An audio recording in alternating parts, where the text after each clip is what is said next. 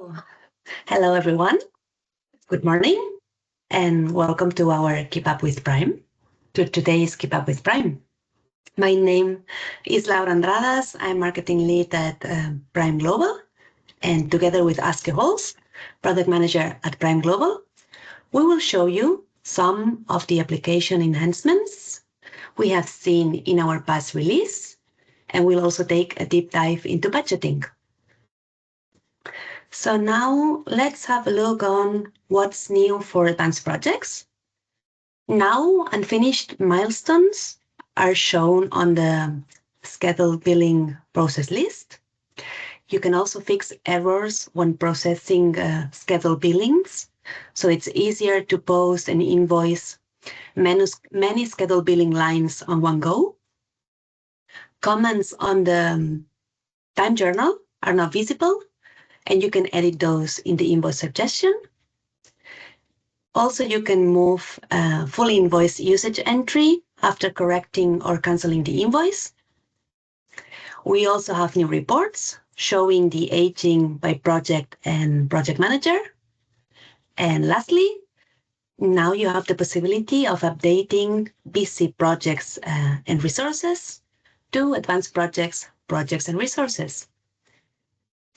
Let's have a look at Pryme Time, our time tracking software. Now there's a new column in the time tracking calendar, which shows Outlook appointments alongside the track time entries. And although the appointments are not automatically imported, they can easily be converted into time tracking entries. We would like to remind you that you have the opportunity of testing Pryme Time for free for 3 months. And then, last but not least, the Pryme Fund Management, where users can now connect payments with commitments in the cash receipt journal. And we have added new fields in the fund ledger, the funds, and the funders, so that it's easier to track remaining amounts in reservations, usage, and payment. Now I would like to hand over the presentation to Aske, and we'll see each other at the end of the demo for the Q&A. Thank you very much. Thank you, Laura. So let's start out with advanced projects. We have a number of application enhancements. First up, some enhancements to the milestones and scheduled billings. So switching into Business Central, we will see that we have a screen for our processing and scheduled billings. What has changed here is that I have my list of scheduled billings, and we now have a field to show unfinished milestones. So on the first line, we can see that we have no unfinished milestones, meaning we can create an invoice for this.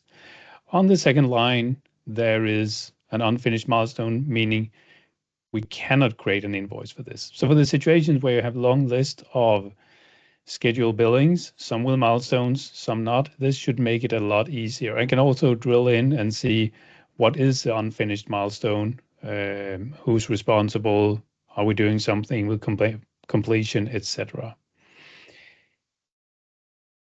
We can also use this when posting, in that if I select all of these and select post and create invoice, or let's just say post all, we should not be able to post the second line because it is an unfinished milestone. And in this case, it will say, please check list for errors. Some lines did not process. And but we can see that it actually did process the first line. And then on the second line, it left that behind because, of course, it was an unfinished milestone. Now, if I would like to see the details of why it did not finish, I can click on preview errors, and it will show me the exact error information about this. I can also see some more information scrolling to the right, but the really interesting part is, in this case, I can get the exact details. So, I mean, it could be because of unfinished milestones, but it could also be some incorrect setup or something else. And we don't want to block the whole posting just because one line is incorrect. Next up, we have some features related to invoice suggestions, that we now have comments that are visible and editable in invoice suggestions, and also that we can move entries after we have corrected them with a canceling invoice. So getting back in here, if I go to my invoice suggestions, I can open up a project that I want to invoice, and I will look at this first line and say, maybe I would like to add a comment, or I would like to review the comments on this one. So I can review the comments, and here it says the chair took longer than to assemble than expected. I can also add additional comments, or I can change the comments. So this is a new feature. These are the comments that would possibly be added in while tracking the time or while approving the time. Now, if I create an invoice for this, because I'm happy with the looks of it, everything is good, I will create an invoice. We will post this invoice, of course, and we will send it to the customer, and everything is good. And potentially we could include those comments on the invoice if we want them to be visible to the customer. But what happens when the customer comes back and says, well, some of these hours, they were in the wrong place. They were put on the wrong task. We would like to have a corrected invoice. I would go in and I would cancel the invoice. And now the hours are coming back into the invoice suggestion because I'm canceling the invoice. This is nothing new. This is the way it has always been working. The change is that I can now use the move function to change this to the correct project and task. So I would like this to be moved to assembling the furniture. That also made a bit more sense with the comment about the chairs. And so I can move this, and I have to move with audit trail. That's a requirement if you're moving something that has been credited. But if I do that, then I can do the move and it gets moved to the right task. And so we should see now that this is moved to the assembling of the furniture. Of course, it could be moved to another project as well. But we are now allowing that. There is a limitation, and the limitation is that you can only do this if the line is fully credited. If it is partially invoiced, then we do not allow you to move the remainder to another project. It has to be a move in full.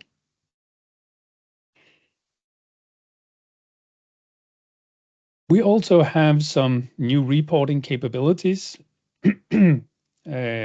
And this is a part of a longer push to move to Excel reports. Microsoft have started that journey and are in the process of moving a lot of the reporting to Excel reports. That makes it easier for the end customers to adjust the reports as they would like, because the Excel reports are much easier to work with. Anybody who can work with Excel knows how to do that. So it should be easy. And we have started in the area of taking some of what Microsoft have already done and adapted it to the projects. Going forward, more and more of the true project reports will also be changed into Excel reports. But if we looked at aged receivables as an Excel report, we will see that there is an aged account receivable Excel report. This is the standard BC report, but we have then created an aged account receivable by project for Excel. So this one, for instance, very similar to the aged account receivables, but here we have a breakdown by project. And so I think it is as much for us to get into changing these reports over to Excel and getting some feedback on what works and what doesn't work. In this case, it's a H account receivable, but we do have a breakdown. Here we can see I have some overdue invoices for my project demo 1 and my project demo 2. They're also grouped by the project manager. So if you have project managers that should chase their customers to pay the invoices, this could be a very nice report to run. There are, of course, also other breakdowns, by currencies and due dates and so on. So there is this one, and there is a similar one for payables. So it is the aged payable for Excel. Very similar, but this is for the accounts payable instead.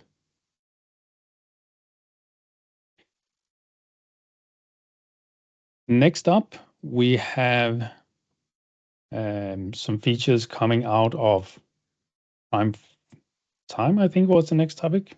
Let me see if I can find this slide again here. Oh, sorry, I forgot about one. So we have a new feature which is in preview. That is not supposed to be, this is not for the end user. This is for implementation project, and it is quite a bit of a special feature. But there sometimes are new customers coming on, and they are coming with BC already installed. They've been working with BC for some time. They already have projects in BC. They have resources in BC. They've been working with this for a few years or many years, and they would like to upgrade their experience. They would like to go to advanced projects, and they would like to make that transition. Now, it happens that advanced projects does require a bit more setup and some changes in how the setup is done, both for resources and projects. And so we are now trying to make it easier to make that transition from BC projects and resources to advanced projects and resources. But as mentioned, it's still in preview. It is in the product. We are trying it out with a few select new customers to see what works, what doesn't work, what we can improve. So we are very much welcoming feedback from partners, and this will evolve and become a bigger and more comprehensive feature. But I can show you very quickly what it looks like. There is no menu for it.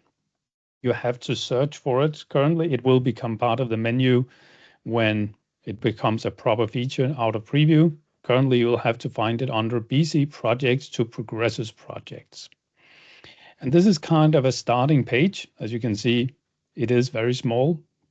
And there was a way to collect it together, but still make it a bit hidden. And there are two sides to it. There is the update resource part, where we can get a list of all the resources we have, and we can see some of the settings that are important to advanced projects. One of them would be the configuration code, because we need to have a timesheet configuration code if they're going to use timesheets. So we can see here, I have a kind of a mix. I have some resources that are coming out of advanced projects. I created them after setting up advanced projects. So they have timesheet enabled, they have the timesheet configuration code, they have their cost type, etc. But I also have some resources that I created before installing advanced projects. So these need to be converted in order to work properly. And what I can do is I can select one or multiple of these, and then I can assign some of the values. So I can say, I would like them to use timesheets. I would like them to have a timesheet configuration code of this. Maybe I want to assign a line manager. Maybe I want to assign a cost type. And then I can say, okay, and then they are updated in batch. You could do a lot of the same with configuration packages. We are just trying to make that journey easy. And the last step is the upgrade resource that changes a few settings that were legacy to Business Central.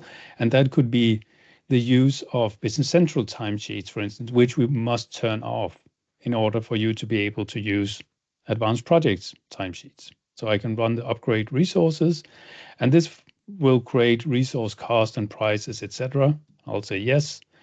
And now they are upgraded and they work just as well with advanced projects as my other resources. Similarly, for projects, I can do the same. I can select some of my projects, and here I can take and both assign project values. So that could be things like a project manager. We have a different project manager field in advanced projects from the one in Business Central, because in Business Central, it is related to a user. In advanced project, it is related to a resource. So I could use this to assign project managers, etc. I could also assign a complete project template. This should be quite handy if you have a lot of Business Central projects, you want to move to advanced projects, then we select a selection of projects and say, yes, this one and this one, I would like to assign a project template. I want to use this project template, and then I can assign it. And all the fields in the project template will be filled out on my projects. And now they should be complete with the right settings. And lastly, I should run the upgrade project function that will add a default budget version and also update the task structure, not changing the task structure as such, but there's some settings on each task that needs to be completed. And I can do that, and then they are updated. So for new implementations of companies that are coming from Business Central, moving over to advanced projects, this is a fast way to do it.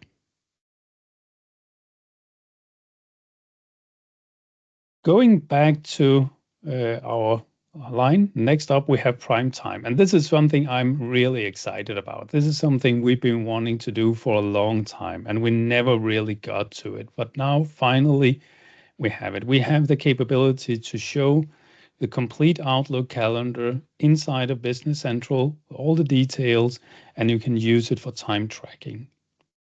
So for many years, we had the feature where you could go into Outlook and create time entries from Outlook calendar appointments and emails as well. That has been working very great. The only downside is that there's a slight delay because for every appointment, you have to wait for the log on process to Business Central, and that takes a few seconds. And nobody wants to wait a few seconds. So by moving this inside of Business Central, we can avoid that login procedure. This is implemented in the time tracking calendar. So I can open up my time tracking calendar. This is where I would track my time. That could be with the start stop timer. It could be by manually putting in entries. And this is what my week looks like currently. These are the two entries that I have created on the Monday. I haven't really done the rest of my week, but I can go into the Actions menu and show my Outlook calendar. This will grab my live Outlook calendar and show it inside of Business Central. And now I can use this to create time tracking entries. I can simply go in and click the plus button, and it will create the time tracking entries for me. In this case, I actually also get my project and my task automatically because this is a repeating task. And in a previous week, I assigned the right project and task to it. And so it will go back, look into history, see, is this something that is repeating where you already have selected the project and task? Then let's assume that it is still that project and task going forward. Should that change, we will of course pick that up. So if I say, well, from now going on forward, this morning meeting is no longer supposed to be tracked as internal meetings. Instead, it should be tracked as training. Then when I select the following meetings, it will find that, yes, we've now switched over, and it will start using that project and task from the previous one. I can, of course, adjust these. Maybe the meeting wasn't that long or it was longer, so I can adjust just as before. But this should be a very fast way to get a starting point for a calendar, simply going in and adding what you have in here and then adjusting accordingly. We also made a few changes to the graphical presentation. In the past, if you had very small entries, it could be hard to see the text. So we moved the information about what kind of task it is and the length of it to the bottom here. So here we can see these are marked with a small calendar symbol, meaning they are created from appointments. That also shows in the tooltip. That is in correspondingly, these were created by tracking, so they show a small clock. So we have that difference. But if you have a task and make it very small, you will see that the text becomes smaller and smaller the smaller you make it. So there is as much space as possible to show the text, and we even hide the details because we want to really give as much space as possible to show the contents of these very, very small slivers of time. So this is a new feature in Pryme Time. If you are not using Pryme Time yet, I really recommend taking it for a spin. As Laura mentioned, there is a 3-month free trial if you want it. And yeah, try it out. And especially with the calendar function and the integration to Outlook, it really is a time saver. Finally, Pryme Fund Management. There are new features for connecting payments with commitments and also for tracking remaining amounts in reservations, usage, and payments. This is, of course, very specific to fund management, so it's only relevant for you, those working with the fund management app. I will quickly show you what the workflow of this is.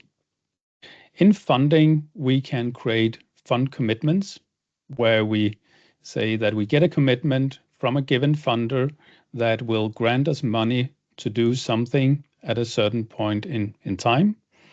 And I will enter a line here saying we are getting funding into the Adatum Grants Fund. This is for grant something to the tune of 100,000, and we can use that money from maybe the 1st of January. And that's all good and well. Setting that will allow us to plan against that money. We can reserve that grant to different pieces of work we want to do.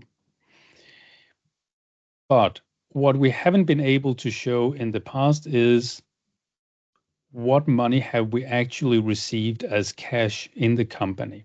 So this is the new ad. If I go into my funds, I should be able to see that on my Adatum Grants Fund, we now have 1 million committed to that fund. But we can also see I haven't received that money yet. And that could very well be. There could be an agreement that we will receive this money in installments monthly over a period of time, or we will receive the money when the work is performed. But we want to be able to check how much money do we actually have received against that commitment. And this we can now do using a cash receipt journal. This would be used anyway to track the receipt of money from a customer. So I will select that we're receiving money from Adatum Corporation. This is for some grant. And we are receiving 15,000. So far, this is a normal cash receipt journal. We're receiving 15,000, nothing special. The special part comes in that we can apply this to a commitment. And so I can open up a list of commitments that this could be applied to. In this case, it lists the commitment that we just created. And it also lists that we have 1 million to apply to. And of course, the 15,000 fits well in that. So when we post this payment will be posted just like any regular payment, but it will also be applied to the commitment. So going back to my list of funds, I should be able to see that we now have 1 million in commitments and we have 15,000 received. I can also go into the fund card and I can see that the remaining amount to be received is now 985,000. So it's counting down, so to speak. This also shows that we have similar features for what is available to reserve and available to use. In this case, I have 1 million available to reserve and 1 million available to use because we have the 1 million commitments and we haven't reserved anything, we haven't used anything. This will show up on the fund card, but it will also show up on the customer card under the funding statistics. So opening up Adatum Corporation, we can see here that the funding statistics basically shows the same thing. Now, it happens to be that the Datum Corporation funder and the Datum Corporation fund are one-to-one, so we're seeing the same numbers in here, but that doesn't need to be the case. You could have multiple funders funding the same fund. So basically, getting these balances in there is a new add.